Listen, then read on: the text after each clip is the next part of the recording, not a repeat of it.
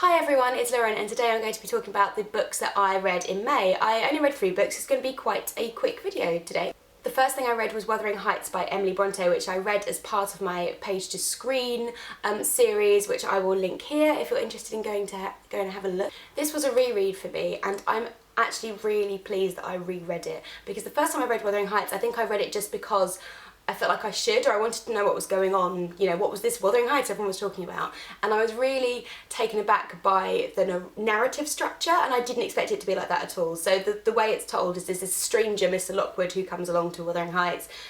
He gets told the history of what's happening by the housekeeper Nellie, and Nellie gets information from other people. So like Kathy will be like, Nellie, this is what happened yesterday, or Nellie will get a letter and it'll be like, oh, this is what's happened the last couple of weeks, and then Nellie's reading that to Mr. Lockwood, and it's so layered, and I didn't expect it to be like that. So when I was reading it, I was just thinking like, oh, like, does this need to be Mr. Lockwood writing it in his diary? Really? Like, could we not just have third person, like, omniscient narrator? And I think that put me off getting to the kind of root to the story, because I was really confused about like the narrative technique. Going into it this time, I knew what to expect and I enjoyed it so much more. I felt like I was really able to get into it properly and really pay attention to Emily Bronte's writing. And I'm really pleased, because that means I feel like I really appreciate Wuthering Heights now, especially after watching all the different film versions that I did for the project. I literally feel like I could write an essay on it now. The second book I read was kind of a small book. It's not really a whole book, and it's The Vindication of the Rights of Women by Mary Wollstonecraft, which I got as part of my little vintage feminist short texts collection. Reading this, it just made me so sad and angry for Mary Wollstonecraft, because this was written in 1792 and she was thought of as such a radical at the time, and when you read this it's just so obvious. You can imagine her writing it just thinking like, this is so clear to me. Why doesn't everyone else understand like what I'm trying to say? Like, men and women should be equal. What's so hard to understand about that? One of her main points is that for the argument of women being unequal to men, or being not as intelligent as men to work, you need to educate women to the same level. She's saying women don't get an education, they don't have any power. The only way they get power or control over their own lives is to marry. So their whole focus is to find a husband, so they have to use their wiles and they have to use their charm and they have to use cunning to get a husband, and then in order to get what they want they have to manipulate the husband to do stuff for them, because they don't have any power of themselves. And so she argues that's really unfair to then blame women for being silly and being uneducated, because we don't educate them. Of course they're uneducated. It just made my heart go out to her and all the other women at that time who were educated and aware of their situation and had such little control over their own lives if they weren't married. I wouldn't necessarily recommend this as a book about feminism now. I kind of read it because it was part of the little set that I got, but also because it's more about the history of the movement. I mean, there's nothing in it that's going to blow your mind because it's told from such a historic perspective. But I am really glad that I read it and kind of understand a little bit more about Mary Wollstonecraft and what she was doing at that time. And then the last book that I read was The Country of Ice Cream Star by Sandra Newman, which I got quite recently and I've been talking about loads because I'm really excited to read it. The concept of this book is that there's been a huge kind of epidemic, we don't know how global, but it at least has wiped out the majority of the population of the United States. Some people who had a bit of resistance to this disease are able to survive their childhood, and it doesn't kick in until they're about 18, 19, 20.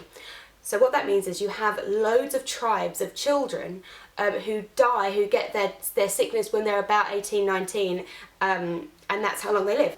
Ice Cream Star is one of these children, and I would love to tell you so much about what happens in this book, but I feel like I would give it away, because some of the beauty of it is that you're seeing it from her point of view, and she's working out what's happened and why they're all in this situation, and kind of what the history was before this disease, because if people are only living like 20 years, history goes very, very quickly. In a few generations, kind of information is just lost, and I think that is really interesting, and so I can't really talk about the plot of it too much without spoiling it. The whole book is written from Ice Cream Star's point of view, which means it is written in Ice Cream Star's dialect, which is a kind of strain of English that you could imagine happening if only children were teaching children. So if children are talking in slang or whatever, and then they're teaching their kids and no one's correcting their grammar or no one's correcting anything, it kind of becomes very, very simplified. One of the things I really enjoyed was that although the language structure is kind of deceptively simple, The way I Scream describes her world, describes her feelings, the metaphors she chooses to use and the similes and her describing language is very, very beautiful and very kind of insightful. So it's quite an interesting mix of language. The problem I had with this book though was that it is very, very long. It's like over 600 pages, and reading something in this dialect for that long can get a little bit wearing. Like by the time I got to like page for like 400, I was thinking, oh my god, this is a really, really long book.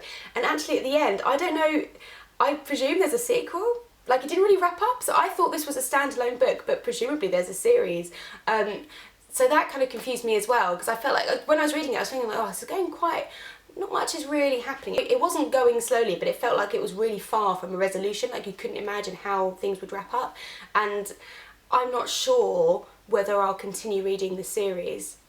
I don't know, if there's a series, I'll have to look into it, but I'm not sure if I'll continue reading it, because I felt like I wanted it to conclude, and because it didn't conclude, I'm not sure if I can be bothered to pick it back up again. So I am really conflicted with this book, because parts of it I enjoyed so much, and I just feel like it could have been shorter. But at the same time, because of the problems that it's dealing with and the stuff that's going on, I guess it's something that couldn't be wrapped up very quickly, and it's probably like for it to be realistic. So I don't know about that one, but I am still really pleased that I read it, and I would like to read more of Sandra Newman's work, because I think there's something really interesting in what she's doing in there, and I would like to kind of explore that a little bit more. So 3 books read in May. Let me know what you read in May. Let me know if you've read any of these. I probably would have read more, to be honest, if I hadn't been spending my time watching like a bazillion versions of Wuthering Heights.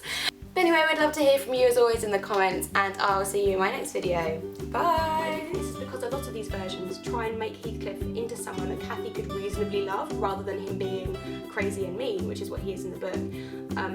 Which I don't think you really need to do. I don't think you need him. You don't need the audience to